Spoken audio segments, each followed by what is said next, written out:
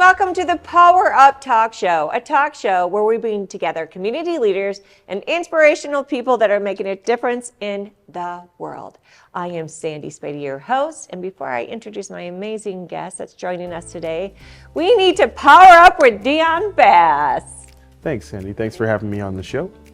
Today's cocktail, unfortunately, you won't get to see me use a shaker. However, you will learn something really cool. So Kirsch is basically a berried brandy that you use in all sorts of cocktails all over the world. It doesn't get used enough in Nebraska, so I'm really going to try to spotlight this little guy, along with a little Combier raspberry, some mint, some lime, and then a small amount of tonic. You shake it up and you call it the Power Potion. And it does all the wonderful things. It makes you a super happy person, and it makes you ready to listen to Sandy. Dion, you're so great. Okay, remember, audience, you can hire Dion. I said I have an amazing powerhouse woman guest, and this is what he came up with, a powerhouse cocktail. Thank you, Dion. All right, let's test this Power Up cocktail before I introduce my guest so we can power ourselves up here. So darn stinking cute. Ooh. This looks beautiful. Beautiful, and the sound of it. Okay, we'll take a toast, and then I'll introduce my Power Up guest. Okay, toast, my friend. Okay, let's set. Ooh, I feel powered up already. I cannot wait. Audience, we're in for a treat. My amazing friend has the biggest heart. She was one of our sponsors and speakers for the Women Voices Summit 2026. And this is who she is. Reem Rawashdeh. I said it, yes. She's a vice president of finance investments with Raymond James. Welcome, Reem. Thank you. I'm super excited to be here. So excited. She has informed me with so much great knowledge. Every time we meet together, I'm like, tell me more, tell me more. So tell the audience exactly a little bit about yourself. Expand about your experience, who you are, what you do. Like, you're a powerhouse, absolutely. Well, thank you so much for the invite, and I'm super excited to be here. I think, first of all, what I'd like to share is that I help clients navigate market noise, figure out how to make decisions that actually suit them, that align with their goals, and therefore drive the outcomes they want, rather than what volatility and what the headlines say they should be doing. There's a lot to that. Just think about that. Because when I think of a time with finances, I can't think of a worse volatile. Is that the word you said? Volatile, yeah. COVID 2020. Oh, yes. I mean, no one saw that coming. We didn't know what hit us like a freight train, right? How did you overcome the fears, the everything in the financial world when you didn't know? Like, no one knew. I mean, that's part of what we do every day. I mean, we don't know what the future holds. We try to make the best decisions that we can, try to decipher what's useful information and what is just noise. But ultimately, if you think back to 2020, clients and investors reflected all the fear they had about their own health, their own families, and they reflected that onto their portfolios. And the worst thing you can do is make an emotional decision when it comes to your portfolio. So take a step back, focus on what actually matters, ignore what doesn't help, and then from there, follow your plan. I think I might have a couple handbags where I had an emotional decision that I felt like I needed. That's why we need a Reem to help us with our financial decisions. Anything. Yes. But that is so true, because I think as women in general too, she's, as I said, a speaker at the Empowerment, our summit, Fearless Future, which matched perfectly with the world we kind of live in with noise. Can you share with the audience a little bit about what you shared when you spoke to our VIPs for the Women with Voices Summit about overcoming fear? Yes, I mean, fear shows up in a lot of the things that we do, whether in our portfolios. That was one example, but during that summit, I shared how that meant that I try to over-prepare for what I do. I work in a male-dominated industry, and so I always had to try and overcome some of the obstacles that might be there, always try to show that I am just as capable, if not more so, than my colleagues. But that was only one aspect. I see it with clients. Sometimes women are too worried or too scared to ask the next question, even though that really is important for their own financial futures. So overcoming fear for me meant over-preparing, double checking and triple checking my numbers and my research, even though I'm pretty sure that my numbers were right. Coming up with a way that I can show what I stand for without necessarily following the male example of how to prove that you're there. So you don't necessarily need to be the loudest by, screaming it off the top, but really you can show that through your own confidence in what you've done. I love that. Brings me to my next question. Now that you said that, how do you do it in a male-dominant world, right? The percentage of, I know, male financial advisors, I just love that you're just a trailblazer, right, for women. I love everything about you, and her emails are so knowledgeable. You got to get on her email list. You know so much and such great information, but how do you overcome that when maybe in the male-dominant world, they might think they know everything?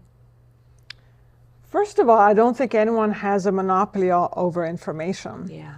We all have to get over our own overconfidence. We have to get over the illusion of knowledge. So I would say that's one. The other one is just continuing to be curious. Just go out there and ask questions, stay engaged, learn, read more. And recognize that, although we may be experts in certain fields, we're not experts at everything. Yeah. So go out there and find the next expert in this field and learn from them and leverage their experience and their knowledge to help you along the way. So, have confidence, but don't be overconfident with where you're at. That's such a good thing. It brings me to my next question, is that I feel that overconfident, successful people, they do not like to be told what to do. Mm-hmm. They think they know everything. How do you deal with that person that's overconfident, right? And to share that maybe something better that would work out. How do you manhandle that? One, I would say it's have the data and the evidence that backs up your case. Yeah. If I was, for example, if I was to believe I'm an expert, I can self-diagnose my own illness. You go on WebMD, and next thing you know, you have cancer or several of them. But that doesn't mean that any of those were correct.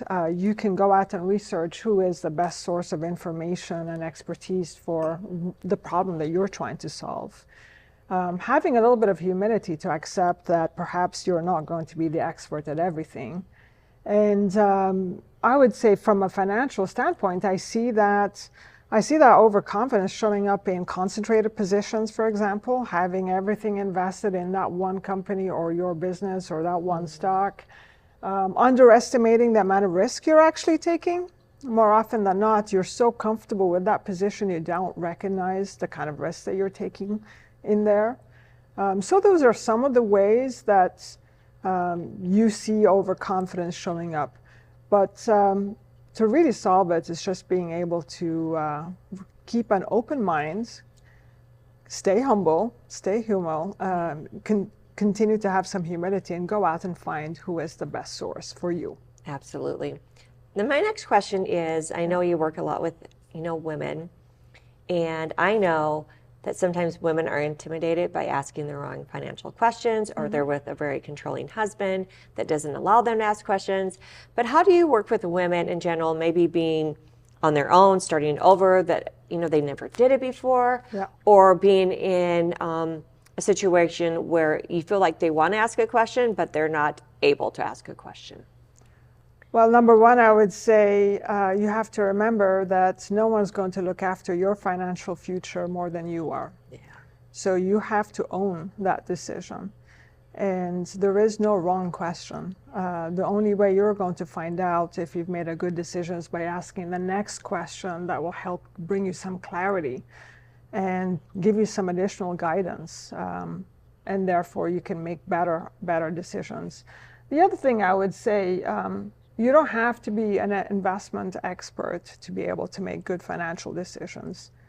You need to be able to have a good understanding what your goals are, what the environment is, and therefore how how can you align the two together?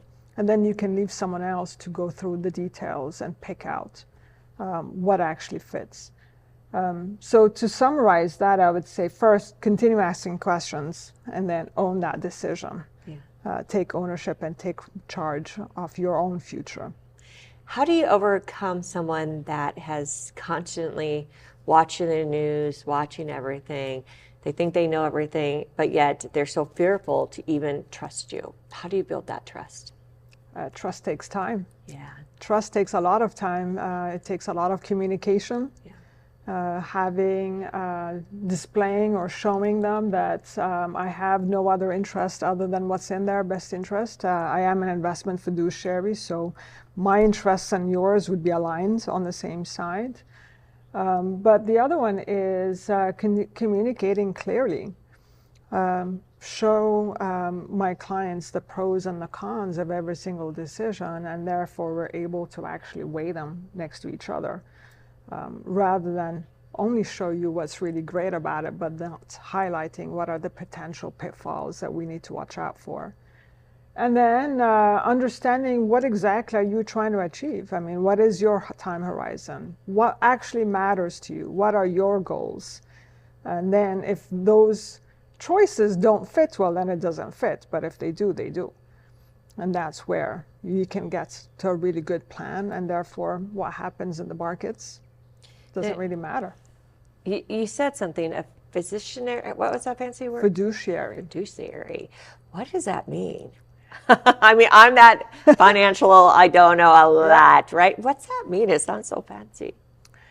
It essentially means that I have to put your interests as my client ahead of my own. So if I'm making a recommendation that you were to invest in a particular security or particular asset, I'm not doing it because I might get a commission out of it. Yeah. I can actually show you where the benefits are to you and how that benefits you, but not only that, aligns with the goals and objectives that you have actually set out. So if we were saying that you're looking to invest for a certain period of time, you're only willing to take X amount of risk in this investment, well, does this option actually match those goals or not? And if it doesn't, but you've ended up with that in your portfolio, that means I haven't done my job right.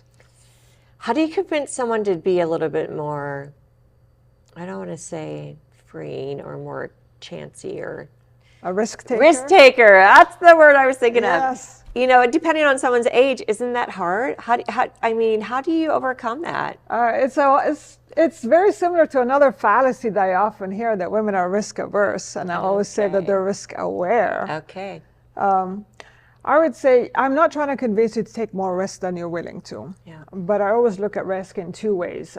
The risk you're able to take, which is on paper, what the numbers look like based on your goals and your needs and how much time you have ahead of you. And often people think that I'm retired, or I'm going to be retiring soon, and therefore I should become more conservative. The reality is you're probably still going to live another 20, 30 years in retirement. So maybe not yet. The other aspect is your willingness to take risk. So we talked about ability, what's on paper, and your willingness to take risk. It's, are you going to lose sleep over this? Are you going to stay up all night? Are you going to continue watching the news? And if you're going to do all of these things, then perhaps we've taken too much risk for your willingness to take it on board. So what we're trying to do is match both. Try to find a happy medium, or take the more conservative of the two. But I need to understand the source, really, of your fear. Some people are very fearful because they grew up in an environment where they were very poor, for example. Others have had some very bad past experiences. Let's say they invested it all in, I don't know, Enron, for example, and lost everything. So now they're super worried about losing everything again. Wow. So it's important to understand why we have these fears and therefore how to address them. What's the number one fear people have?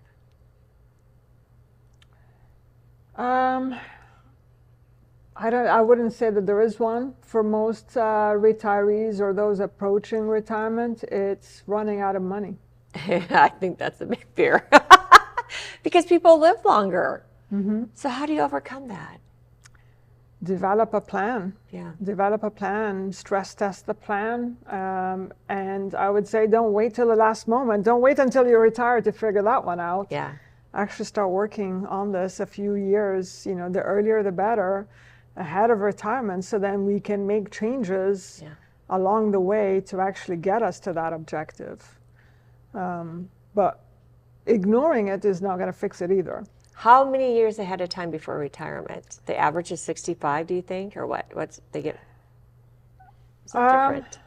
It's different things for different people. I mean, some people continue working till their mid-70s because they want to. I mean, being financially ready is only one aspect. Do you have a lifestyle? Do you have that lifestyle mapped out in your mind? Do you know what retirement is going to look like? That's another aspect. Are you actually emotionally ready to be retired?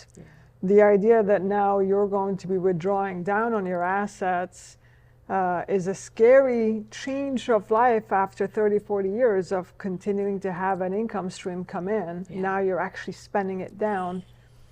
I would say retirement, figuring out if you're financially ready is the easy part.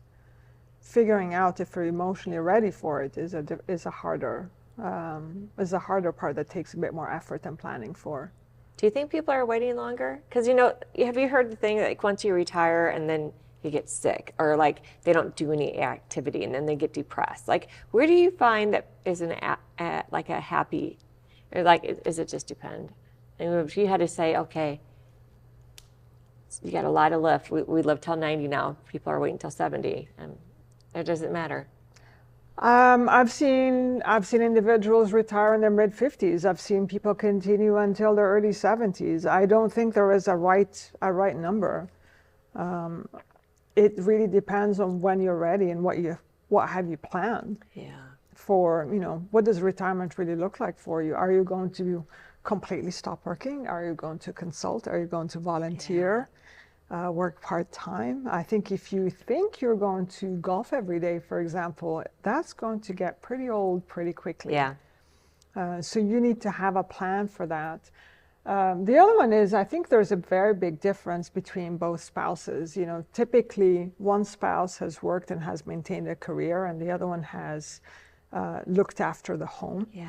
And it's a bit of a shock when they both find themselves at home, because one spouse's lifestyle has not really changed. You're right.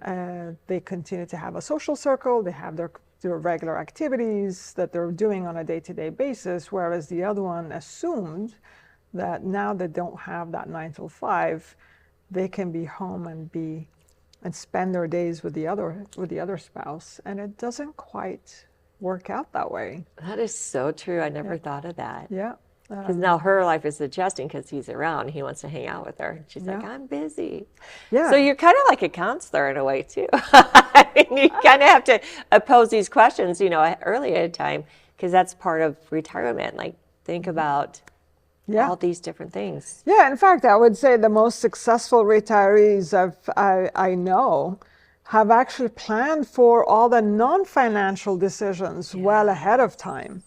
And that's really been the key to their success, not necessarily the financial part of it. But like the emotional and that's so interesting. I mean, do you remember, Sandy, when a few years ago during COVID, we had a spike in silver divorces? Because they were stuck with each other. Yes. Or a lot of times divorces, like get the kids through college, get through Christmas, get through something, but you get retirement on that table, and you're like, oh man, I'm with you every day. Yes. That's a true thing. And then you're like, I can help both of you. It's exactly that. And keep everyone, keep everyone together in some ways, and get them on the same page, and try to figure out, well, what's important for this spouse, what's important for the other, and how can we find a happy medium that actually satisfies everyone. So you're kind of almost like a divorce analyst then, in a way. I don't know. I would say that's probably one of the most fun parts of what I do is actually becoming part of that family story and seeing their success, and help pass that along from one generation to the next. There's a lot of satisfaction that comes from being part of their story. I love that. So what makes you stand out from other financial advisors? Because we know there's tons of them, right? Besides your woman, I love that. But what makes your knowledge it blows my mind away how much you think ahead of time before anything even happens. Like, what makes you?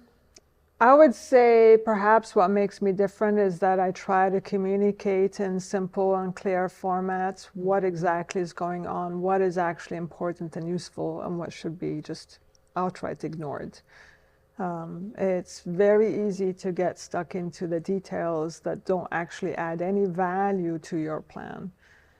So being able to decipher what is just headline news and what's actually useful information, and therefore now we're going to take the next action steps.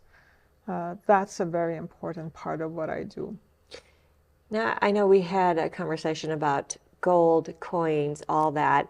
And what I found interesting is that you can still do that as a financial advisor. You just buy stock in that. Share a little bit about that, because I feel like that's kind of like the hot topic now. Do I buy coins or buy gold, Bitcoin, all that? Like, share a little fun inner stuff about Sure. I mean, most people tend to think the only way you can invest in gold, for example, is to outright buy the precious metal itself, which sounds great, except now you have to store it, keep it safe.